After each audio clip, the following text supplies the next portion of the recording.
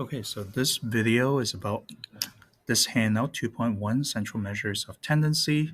As you can see, this is mainly on you using Google Sheets to be doing this assignment. And for those of you who are first time using Google Sheet, this can be quite daunting. So I'm making this video so that you can take a look at it and see a demonstration. So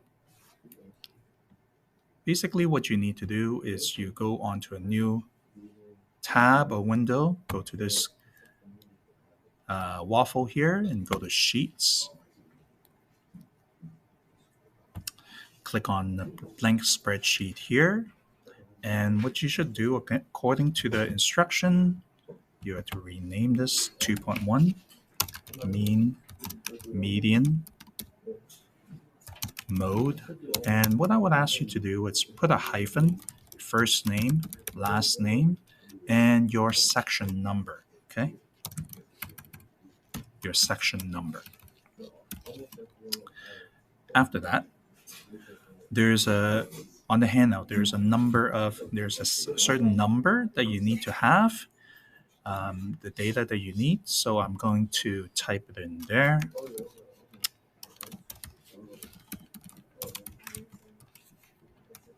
One, two, three, four, five, six, 7, 27, 28, 32, 29, 45, 27, 32.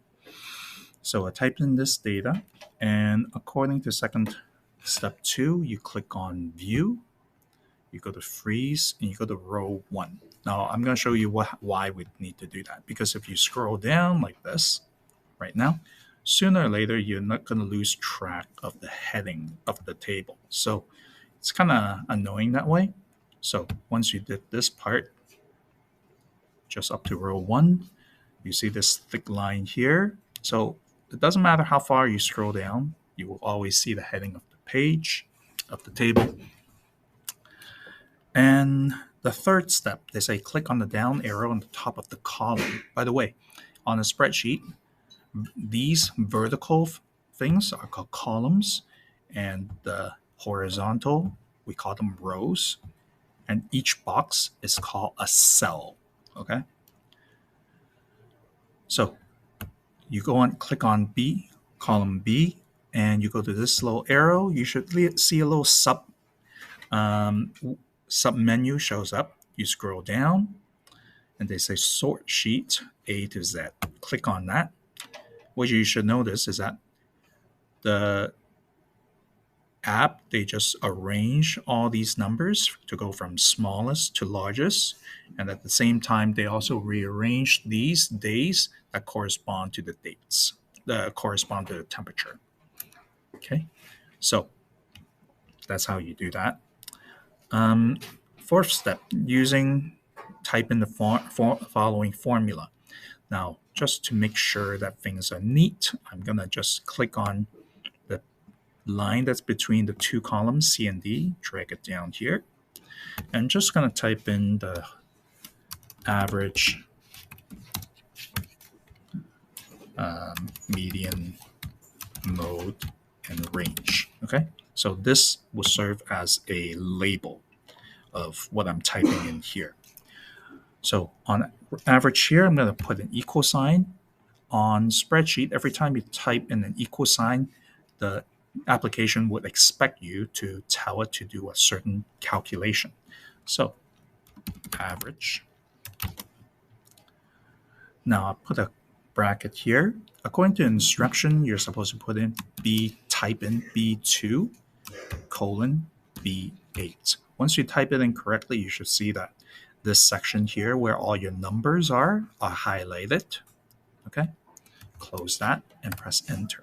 Okay, now it does the calculation for you. Now, just in case in the future, if the numbers are not at B2 to B8, or you just don't really want to type it in, you could do the same thing. Just once you have the bracket, starting bracket, you can just click and drag to highlight the entire section of the data. You finish this bracket and enter. As you can see, it does the same thing. Okay. So let's do the other calculation. So median again, and I'll just do click and drag mode. Now, you notice there are three types of mode that the spreadsheet can do. For today, we're only using this one, mode.multi. And again, you drag this down here and press enter. Oh, look, there's two numbers that popped up. Why is that? Well, if you look at the set of data here, 27 showed up twice, 32 also show up twice. So in this case, the program actually knows, oh, there's actually two modes, so I should show both numbers. Okay, so that's why 32 show up here. So in this case, we probably will need to delete this and do our range, show our range down just one row down. And we're going to type in the command. So max equal max bracket. This function tells the computer to look through this column of numbers here, find the biggest number there is, minus min bracket. Again, you're telling the computer to look through the set of data, finding the smallest number. Close this, press enter. Okay. So that's it. Now this part here, it's useless for us to have that many decimal place. So you can go up here, decrease decimal place. Every time it clicks, you lose one decimal place. You can also do it the opposite, just increase it. So at this point, if you've done the assignment correctly, this is what you should have. Now, for the other section, almost ready and more, what I would ask you to do is go down here, add sheet, click here. So if you're going to do, click on this arrow, go to rename. If you're going to do almost, I would ask you to do all the almost questions here. Drag this and use the column A as if like you're showing which number you're doing, okay? And if you're doing ready, you do another sheet here and rename this. You can double click this and ready. And again, do the same thing here. 1A, 1B, etc., etc. Now, if you look at the unit planner, this is the instruction here. This is a link of my sample Google Sheet, the similar one, same to the one that you saw me making just now. Now for the ready 3 and 4 and more 1 and 2, you do need to go here, click on this link.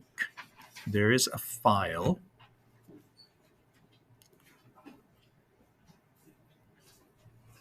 And as you can see here, there's ready number 3, 4, and then more 1 and more 1 and 2. Now, you don't have editing access, so do make a copy of this. Do make a copy. And when you make a copy, what you should do is you rename this. Oh yeah. So you make a copy, you rename it. Again, same thing. Your name and your section number. And then just do the questions that they ask you to do here. Okay? At the end of the whole thing, what I'm asking you to do, now you will need to submit both spreadsheet into the Brightspace Dropbox. It has a name here like this. Now you do need to export both your Google Sheet into 2 different Excel spreadsheet file. So you go to File, Download, and then Microsoft Excel. Once you do that, you can see one of the files being created into, I guess, your download folder. So you can click on that and submit it into the Dropbox here. Okay, so hopefully this helps. Let me know if you have any other questions.